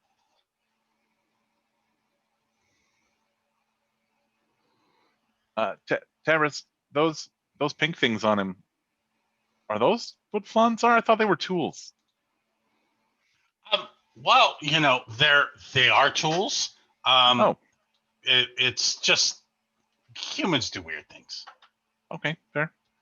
That almost goes without saying. And get him. You're the getting him guy. And Tavros is going to run at our Vulcan friend. Okay. So I need to sort of understand your intention here. Is your intention to tackle him, to disarm him? What is your intention here? His intention Oh my gosh, I is forgot we never got more power for our guns. his intention is to run up, and because he's seen it in several several different documentation about humans, he's going to Mhm. put his fists together and punch him. The Kirk fist punch. Axe I handle gotcha. him. Yes. All right. Go ahead and roll me a daring security, difficulty of 1. This is opposed. So let's see what you roll first, and then I'll see if I beat you. Yeah. Oh boy. Okay. I'm not giving you any more threat. As much as I want to.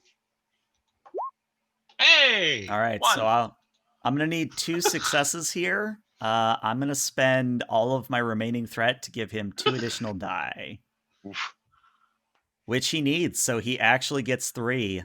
And what's going to happen, Tabris, is as you rush forward and you attempt to do the Kirk punch, the Vulcan that you're seeing, Vital, assumedly, he kind of throws the phaser aside and whirls the Lurpa about and slashes you across the chest. And you're going to take 6 stress of damage, which does gosh. count as an injury. So either you need to give me 2 threat to stay in the fight to avoid the injury. I mean, you'll still take the 6 stress. Or you end up going down injured, and I can't target you again unless I spend threat. But you would be out of combat at this point if you went that way. Of course, I'm going to end up giving you threat anyway. Okay. So yeah, they're going to slash across your torso. You're going to take the 6 stress of damage. And as that happens, Vital's just kind of in a Vulcan sort of screamy way, sort of shouts something about the end and otherwise incoherent babbling. But on his turn, he is going to just continue to assault you with his Lurpa. So it's going to be another daring security. You need just 2 successes here.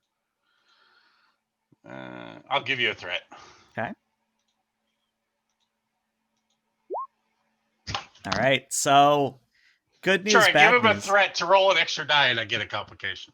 Oof. Right. So good news, bad news. Good news, you only take the 1 stress of damage. But the bad news is, I'm going to say the complication is that you really can't move your left arm quite well right now. Like maybe that's where he hits you the second time. So that you cannot do another Kirk fist punch. And what that's going to mean is that all future melee attacks from you will be a complication of 17 to 20. But yeah, Okay. Rez, it's now your turn for what it's worth. I mean, Rez is filled with a newfound confidence at that time that he punched out that one guy. Mm-hmm. So Rez is he's learned about this thing called flanking.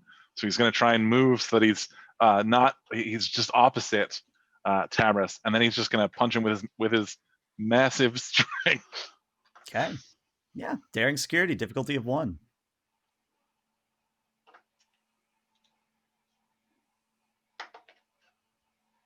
And I got Survey an extra says- dice. I do not have an applicable focus. Hey, 3 successes. You know what? I'm not going to spend threat on this one. Yeah, doesn't roll anything. So yeah, go ahead and roll me 3 challenge die here. All right. I've got, and again, I have intense and vicious 1 on my melee attacks. What I would say is, you give me another threat, you will be able to put him down. Done and done. All right. So, surprisingly, with Tabris being cut up by the Lurpa, Rez, you sneak up behind Vital, and you manage to maybe do that maneuver where you kind of tap him on the shoulder and he turns around and then you punch him out. In the direction his head is turning, so he gets extra momentum. Yeah, exactly. And Vital goes sprawling to the ground, unconscious. Now, the parasites are still attached to him, but he's unconscious. Tabris, do you still have your your tricorder, whatever we're calling the Undine tricorders. Yeah. All right, give it to me, please. All and right. I'm gonna jury rig the two tricorder batteries, sort of like taped together to the power cell from the original fuse power cell to try and get one more shot out of the modified Undine phaser so that we can shoot this guy and get rid of all of these. We'll try it. We'll see if it works. But I just want one. Okay. Tell you what, give me a daring engineering difficulty of 2. And if you succeed, you have power packs configured for one shot and one shot only. Do I give you threat? Yeah, I give you threat for 1 dice. I do not have a focus here. So here we go. Oh. Yeah, you came close, but unfortunately, yeah, the tricorder batteries aren't going to be enough. I used my tricorder too much. Damn it.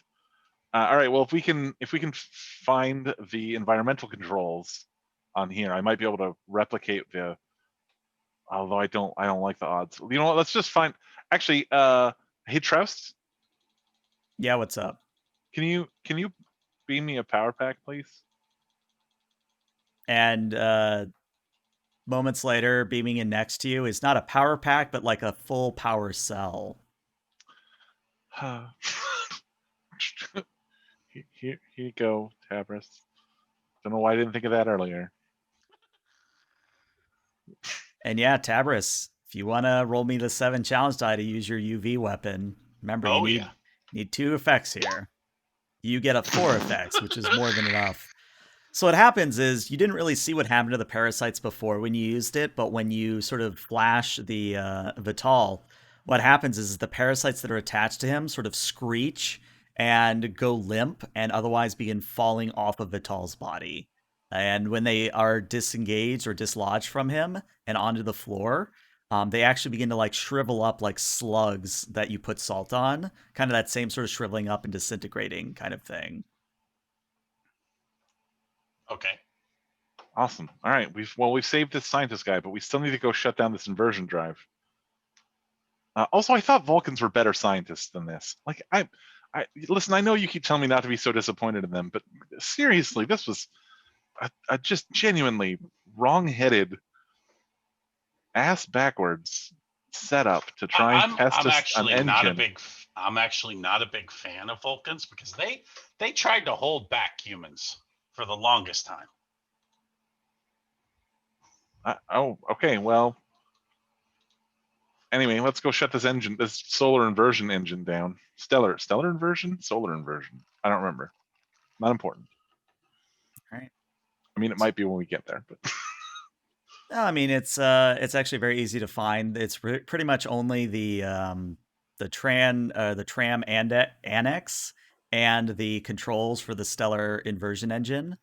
When you get into the control room, you see 2 things. The first is that the readouts on all of the consoles are redlining, like everything is redlining. The other thing that you notice is that there is what appears to be a few amoeba or a few of these neural parasites lodged on the walls, but they are alive, like they're still moving. But you also don't have a shot of UVB again. So you are going to risk somehow the neural parasites getting to you if you were to go for the controls. New power packs, though. Oh, right. You do have the power cell. Duh. Yeah, new power cell. Sorry, brain derp. Yes, you do have enough that if you wanted to shoot the neural parasites, you could shoot them. Oh, yeah. I mean, but also, even if they got on us, let's be honest, our Undine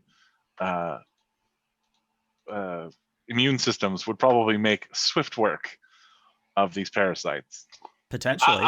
I'm not going to risk that, Rez. Oh, I mean, if you're the doctor and you're not going to risk it, then I'm definitely not going to risk it. And Tabris is going to start shooting these things. Okay. So as you're blasting them off the wall, Rez, I imagine you go over to the console. Mm-hmm. Good news, bad news. Well, you know what? Let's lead with the good news this time. Good news, you can shut this down. Bad news, if you shut it down and you don't restore power immediately to the stellar shielding, there's going to be a snapback effect where the gases and everything that was being channeled from the star, it's going to almost vomit it back up, if you get my meaning. I mean, I may have messed with the intakes and outtakes from this, so that makes sense. All right, the timing on this is going to be pretty delicate, Tabris. Okay, we can do it. You know what? I just want to pause here for a second and say, Tabris, I really appreciate your positive attitude. Like, you're always so supportive, and Well, I just wanted you to know. In case this goes catastrophically wrong, I just really appreciate it. Well, it's easy to be supportive. You are very good at what you do. Oh, man, thanks. You're also very good at what you do. Like, look at this cleanup that you're doing. Well, thank you. All right, let's. You know what? You're right. This will be cake. Let's do it. And Rez settles down into one of the chairs to start dancing his fingers across the console. All right. It's going to be a control engineering difficulty of 4. So much value challenging. And you know what? I'll make it even interesting. I'll spend all of my threat to make the complication range a 16 to 20. Well, I'd like to point out that it was probably interesting enough already. I would like to give you a threat. No, can I give you 3 threat? I mean, And 3 have would get 4 you 2 dice? dice, yeah. Will my computer's focus be helpful here? Yeah, it would. Thank goodness. All right. And it's a difficulty of 4, you said. Yep. All right. Quick question. Does this involve the programming or study of a computer system? Technically, it does. Whew. Does that mean I can use my computer expertise talent to get an extra D20 to my pool? Yes, but you would have to... Then it would make 5 threat to buy the 2 extra, right? Mm-hmm. I'll stick with the 4, but I'm only spending 2 threat on it, if that makes...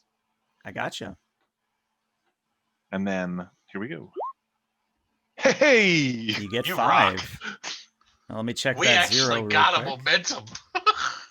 It's a 17, so it's a complication. There is a complication, and I think I know what the complication is. You are able to shut down the stellar inversion drive. However, the immediate blowback is that the day side of the base is beginning to collapse and otherwise being crushed by the pressure of the stellar gases that have collected. Not enough that you can't beam out in time, but let's sort of do it this way, where the Troust automatically beams you out before you're in trouble. I mean, she's kind of angry at you guys, but she's not that angry. And when you emerge back on the Troust, you sort of emerge into the cockpit to see that on the view screen, the entire day side of the base is more or less imploding on itself. Oof. But, Well, oh, go ahead. I was going to say, Starfleet did tell us that if we couldn't secure it, to destroy it. So, we're still within mission parameters. You know, Tabers, we did good work today. We are quite technically 50-50. We saved half of it. We blew up the other half. We destroyed the part we couldn't secure. I'm with you. Mm-hmm. Yeah. And the researchers that you see, they kind of come out of hiding into the cockpit. Probably a Troust suggestion. And researcher Amelia's kind of this mousy woman with auburn hair, and she kind of looks at the two of you and goes, I don't know what to say. Thank you. You saved us, and you even brought Vital." And she motions at Vital, who's on the floor kind of next to you guys. Troust brought him with you. Good. I was gonna ask. Well, Starfleet Command sent us. If you could just put in a good review, that's really all we ask. It was our absolute pleasure to be of service. I'll give you a 7 out of 7 yams. Perfect. I assume that's some sort of Starfleet code for reviewing. No, it's just kind of my own sort of ranking system. I'm a little bit weird like that. Hey, you would fit right in with us then. Did you have any conversations with Troust? She's been big on the sharing of recipes lately. I wondered if maybe you had like a specialty recipe you'd like to share with our ship. Well, what sort of recipe are you looking for? Vegetarian? You know what? Just as a change, yeah, let's go with a vegetarian recipe. Well, I know this really good pasta and salad dish that we could try. And Nice. Hey, Troust, did you hear that? We brought you a recipe back. I think that's where we're going to end as we sort of zoom out of the Troust, picking itself up off the nightside base and zooming back up into the stars. That's where we'll end today's session. Awesome. So yeah, what'd you guys think? Was that a good one? That was good. Crazy as always. Yeah, I love it. All right. So next week would be the 27th. Does anybody have plans that day, or should we try to meet the 27th? I'm on vacation, so I would be happy to play. Okay. I am happy to play as well. Excellent. Then yeah, let's shoot for the 27th. So what I'm going to do here is I'm going to end the recording for YouTube, but Twitch, stick around for a little bit longer. YouTube, see you later.